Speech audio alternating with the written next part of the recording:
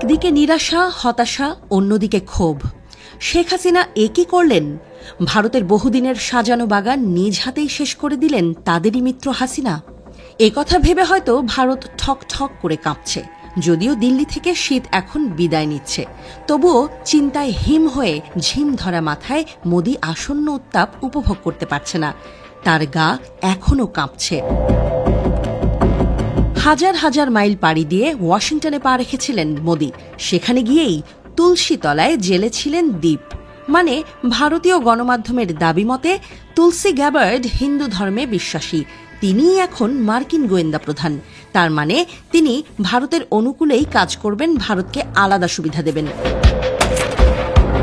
সেই আশা থেকেই হয়তো হতাশার মরু ডিঙিয়ে মোদি আমেরিকায় নেমেই সাক্ষাৎ করেছিলেন তুলসীর সাথে। ঘটা করে সামাজিক যোগাযোগ মাধ্যমে সেই বৈঠকের কথাও প্রকাশ করেন তিনি। তবে ফল হয়নি। মার্কিন প্রেসিডেন্ট ডোনাল্ড ট্রাম্প তাকে হতাশ করেন। পানির আশায় হাজার হাজার লিটার জ্বালানি খরচ করে ওয়াশিংটন যাওয়া মোদি কেবল পেলেন মরীচিকা ছল। মোদির সফর সফল হয়নি, উল্টো বাংলাদেশ পরিস্থিতি তাকে বিপদে ফেলে। ভারতীয় সাংবাদিকদের বাংলাদেশ বিষয়ক প্রশ্নের জবাবে ট্রাম্প জানান, বাংলাদেশের সরকার বদলে আমেরিকার কোনো হাত নেই। তিনি উল্টো মোদির দিকেই দায় ঠেলে দিয়ে বলেছিলেন, এ বিষয়ে নরেন্দ্র মোদি বহুদিন ধরে কাজ করছেন।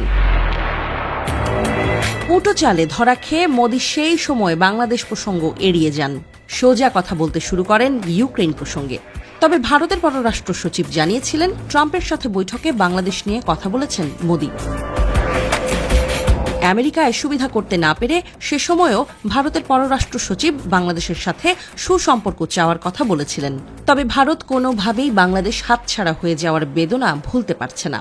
হাসিনার পতন তাদের কাছে এখনও অবিশ্বাস্য ঠেকছে। হাসিনাকে বাংলাদেশের ক্ষমতায় ফেরানোর চেষ্টা এখনও করছে দিল্লি। এ নিয়ে ভারতীয় গণমাধ্যম জানিয়েছে, এবার ব্রিটেনে গিয়ে দেশটির পররাষ্ট্রমন্ত্রীর সঙ্গে বাংলাদেশ নিয়ে আলোচনা করেছেন ভারতের পররাষ্ট্রমন্ত্রী এস জয়শঙ্কর।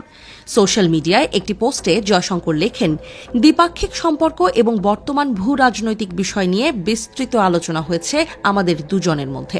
আমরা ইউক্রেন সংঘাত, পশ্চিম এশিয়া, বাংলাদেশ এবং কমনওয়েলথ সহ আঞ্চলিক ও বৈশ্বিক বিষয়গুলোতে আলোকপাত করেছি।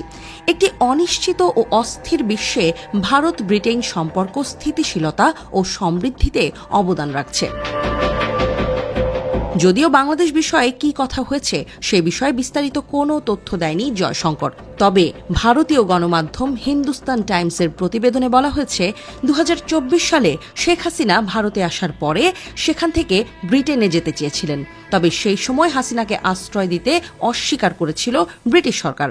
এদিকে শেখ হাসিনার বোন শেখ রেহানার কন্যা টিউলিপ কনজারভেটিভ সরকারের মন্ত্রী ছিলেন, তবে দুর্নীতির অভিযোগে তাকে পদত্যাগ করতে হয়েছিল সম্প্রতি।